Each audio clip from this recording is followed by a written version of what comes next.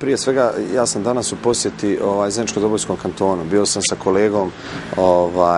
ministrom obrazovanja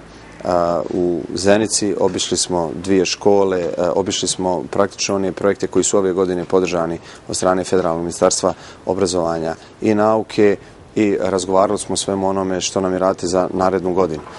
Već od ranije postoji poziv predsjedavajućeg opštinskog vijeća za praktično dolazak i obilazak Visokog i nekoliko ovih ustanova, također i od strane Franjevačkog samostana, s kojim sam također nekoliko puta se sreo, ali evo prvi puta je prilika da i ovdje na licu mjesta obiđemo, vidimo i razgovaramo o onome što je potrebno. Znači, već je više nego evidentno kada je u pitanju osnovna škola da je prioritet zamjena praktično podova i zamjena svjetlosne instalacije i rasvjete koja objektivno ne zadovoljava one standarde i minimum onoga što je potrebno djeci. S druge strane, potrudit ćemo se zajedno sa kantonalnim ministarstvom da se ti projekti iz Visokog nađu na listi prioriteta i ministra Trifunovića i cjelokupnog ministarstva, tako da bi naredne godine mogli nešto realizirati. Kada je u pitanju posjeta samostanu i gimnaziji, objektivno ovdje se radi o jednom većem i zahtjevnijem projektu i zaista i samostano, prije svega gimnaziji, djeci je potrebna sportska sala, odnosno dvorana koja objektivno